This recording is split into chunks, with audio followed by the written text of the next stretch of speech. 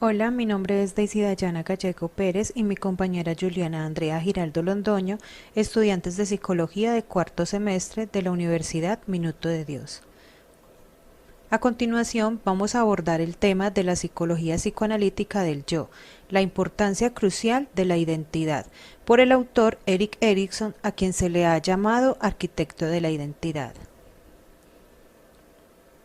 El trabajo de Erik Erikson cae en el campo de psicología psicoanalítica del yo y una teoría del desarrollo psicosocial en el ciclo de vida. Son estas las atribuciones más importantes y relacionadas entre sí en las cuales Erikson centró su estudio. Su psicología del yo se centró en las interacciones y las relaciones de la persona con los demás, considerando también la importancia de que las personas interpretan y actúan sobre las pulsiones y las necesidades. Destaca también que el ambiente es de gran importancia para la facilitación u obstaculización del desarrollo psicológico sano. Dentro de la importancia de la identidad que plantea Erikson, clasifica estas en dos tipos de identidad relacionadas entre sí, las cuales son: identidad personal. Es básicamente la manera en que las demás personas nos ven, las características que nos definen como únicos, afrontamiento y adaptación que definen nuestra particularidad. Identidad del yo. Es subjetivo, es la percepción que se tiene de uno mismo, la percepción de nuestra existencia y que los demás también reconocen esa existencia. En una forma más simple, la identidad personal es la manera en que los demás nos ven como personas únicas con ciertas características de personalidad, afrontamiento, adaptación que define nuestra singularidad. En contraste, la identidad del yo es nuestra conciencia subjetiva, interna de cómo tratamos de dominar las experiencias y retos de la vida. Cabe resaltar que existen unos conceptos principales para los planteamientos de Erikson que son: utilizó el término crisis en un sentido amplio para caracterizar la naturaleza única de cada una de las 8 etapas que, en su opinión, definen al ciclo de vida humano. Para Erikson, el ambiente social es lo que influye en la manera en que se desarrollan las características psicosexuales del niño, determinadas biológicamente. La formación de la identidad del yo se refiere al sentido de quién soy y qué papel juego en la sociedad y el ambiente en que me encuentro.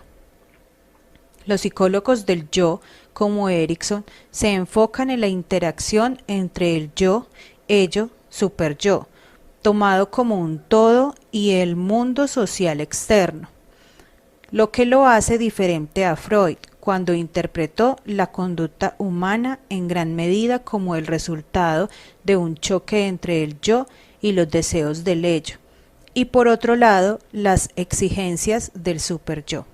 Otro de los conceptos por Erikson son las etapas epigenéticas del desarrollo psicosocial. En este campo Erikson usa una analogía del desarrollo embrionario para explicar el desarrollo epigenético de la personalidad y los avatares de la formación de la identidad.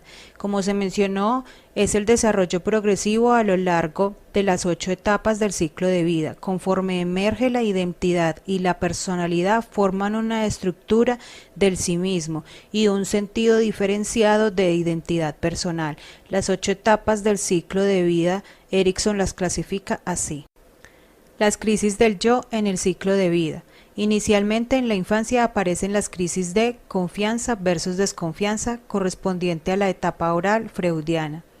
Autonomía versus vergüenza y duda. Sería esta la etapa anal según Freud. Seguido, la etapa de la niñez, donde experimentan las crisis de iniciativa versus culpa. Para Freud, la etapa fálica. Y laboriosa versus inferioridad, correspondiente a la etapa de lactancia. Posteriormente, la adolescencia con la identidad versus confusión del rol, lo que para Freud es la etapa psicosexual genital temprana. Finalmente, la etapa de la adultez acompañada por las crisis de intimidad versus aislamiento, lo que Freud determina como la etapa genital. Y por último, para culminar el ciclo de vida, presentan las crisis de generatividad versus estancamiento e integridad del yo versus desesperanza. Es importante resaltar que cada una de las 8 crisis psicosociales incluyen elementos negativos y positivos. Erikson señaló que es importante experimentar e incorporar ambos aspectos de cada crisis. También definió que cada crisis se resuelve de manera favorable cuando existen más elementos positivos que negativos, incorporados en la identidad de la persona. Uno de los conceptos de Erikson de la formación de la identidad de la persona es la progresión del desarrollo del ciclo de vida humana desde la infancia a la vejez. También explica que las fortalezas del yo son virtudes que se desarrollan en cada una de las 8 etapas del desarrollo humano. Estas son esperanza, voluntad, propósito, competencia, fidelidad, amor, realización del cuidado y sabiduría. Es importante para entender las ideas de Erikson en cuanto a formación de la personalidad conocer algunos conceptos. La mayor diferenciación se refiere a la manera en que cambian los procesos del yo y la identidad a medida que las personas enfrentan las tareas y elecciones que las confrontan con el nacimiento hasta la muerte. Esta diferenciación se va haciendo más grande a medida que se toma conciencia de la ampliación del círculo de personas más significativas. Entendemos entonces algunos conceptos por Erikson cuando se refiere a integración de la identidad. Quiere decir que el sentido de la identidad del yo incluye el sentido de secuencia del mismo, incluyendo los valores, propósitos y el papel en la sociedad del individuo. Cuando hace mención a la difusión de identidad, explica que es un sentido confuso e indeterminado de quién soy, cuáles son mis valores y mis metas. Para él, la identidad negativa son las elecciones indeseables o peligrosas, con poco compromiso con las aspiraciones, valores y roles que no son aceptadas por la sociedad. Al igual, refiere a la identidad positiva como el compromiso con las aspiraciones, valores y roles que la sociedad considera aceptables. Define entonces la tarea del yo como papel fundamental para mantener una personalidad coherente y con sentido de ser uno mismo y que éste continúe a lo largo del tiempo y en los eventos en las diferentes etapas del ciclo de vida. Erikson, en su teoría, conceptualiza la personalidad sana como aquella que, en términos de Freud, es capaz de trabajar y de amar. Erikson propuso entonces que dicha integridad o fortaleza del yo se logra en una secuencia inalterable de las etapas psicosociales. Explicaremos entonces cada etapa del ciclo de la vida con sus crisis, fortalezas del yo y sus ritualizaciones, es decir, el proceso que debe afrontar un niño hasta su edad adulta para lograr una integridad del yo.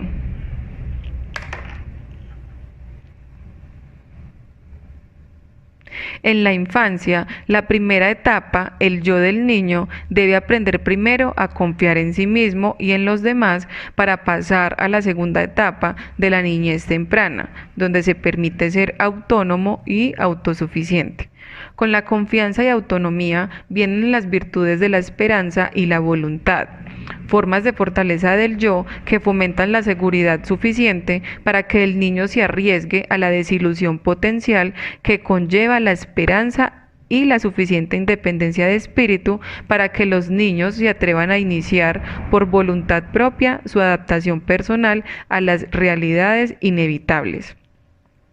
Una vez que se adquieren esas fortalezas fundamentales del yo, el niño es capaz de adquirir en secuencia un sentido de iniciativa en la etapa de la niñez, con la fortaleza del yo de un propósito. Seguido, en la etapa de la niñez en su ambiente escolar, crea un sentido de laboriosidad reforzado por la fortaleza de la competencia. Ya en la adolescencia atraviesan la crisis de un sentido de identidad versus la confusión del rol. presentándose entonces la fortaleza del yo como fidelidad. Es entonces cuando llega la etapa de la adultez temprana, que acompañada también de una crisis de pérdida del sentido de intimidad, se fortalece el yo con el principio del amor. Seguido a esta etapa, trasciende a la etapa de la madurez, que presionado por la crisis de generatividad versus la absorción en sí mismo, logran fortalecer en su identidad del yo por medio de la realización del cuidado. Ya, por último, llegan a la final de las etapas que según Erikson componen el ciclo de la vida, vivenciando la etapa de la vejez, donde se enfrentan a la integridad del yo versus la desesperanza, lo que los conlleva a reforzar su identidad con la valiosa virtud de la sabiduría. Erikson también en su teoría consideró importante las ritualizaciones y ritualismos para cada una de las etapas psicosociales. Entonces, ¿qué es ritualización?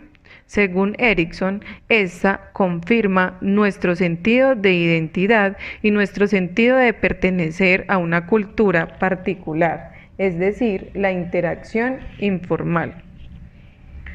También Erikson diferencia la ritualización entre el ritualismo, como la conducta que implica distanciamiento de sí mismo y de la comunidad, es decir, son actividades mecánicas y estandarizadas que no incluyen sentimientos o un sentido de significados profundos. Erikson los nombró como una creencia, como una ceremonia vacía. Explicaremos entonces las funciones psicosociales de ritualización del yo. Primero, la función social. La satisfacción de la necesidad se convierte en un contexto social, es decir, que el deseo y derecho personal se une al sentido compartido del grupo de la importancia y justicia de sus deseos y derechos. Función de destino. Al enseñar una manera aprobada de hacer las cosas simples y cotidianas, la ritualización transforma el sentido infantil de superioridad en un sentido conjunto de destino. Función de valía. La ritualización desvía los sentimientos de falta de estimación a los forasteros dentro y fuera de la cultura. Por último, la función de interpretación.